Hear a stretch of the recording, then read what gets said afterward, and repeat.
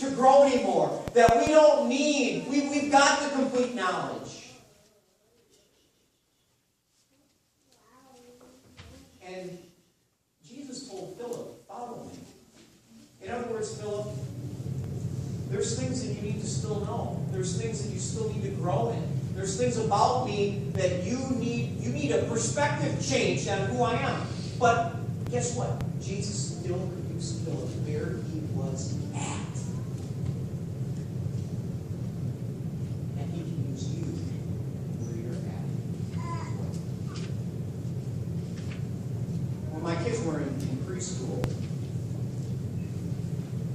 I remember taking them the first day, and I don't remember the teacher giving them a John Steinbeck novel at the beginning of class. I suppose she could have, but it wouldn't have turned out. Because you see, when kids are learning how to read, you don't start with a novel. You start with the ABCs, right? But the teacher didn't stop with just the ABCs. She progressed.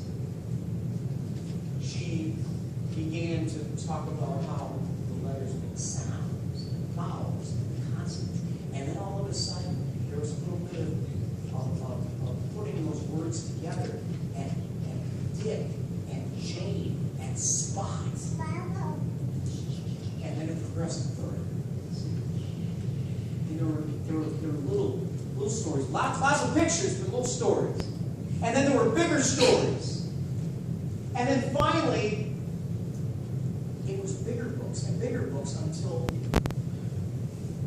they got to the level where they could read.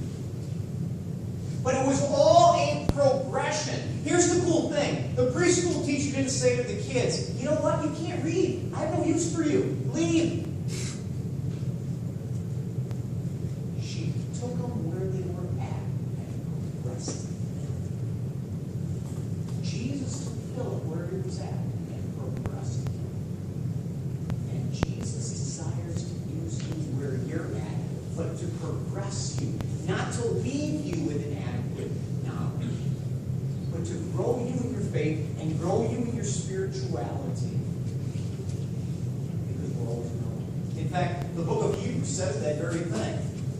We have, this is Hebrews, let us leave the elementary teachings about Christ. Not leave them in the sense of getting rid of them, but let's grow. He says, let us go on to maturity, not again laying the foundation. See, for some of us, the Holy Spirit poured a basement a long time ago, and years later, it's still an open basement. And we haven't grown, and we haven't matured.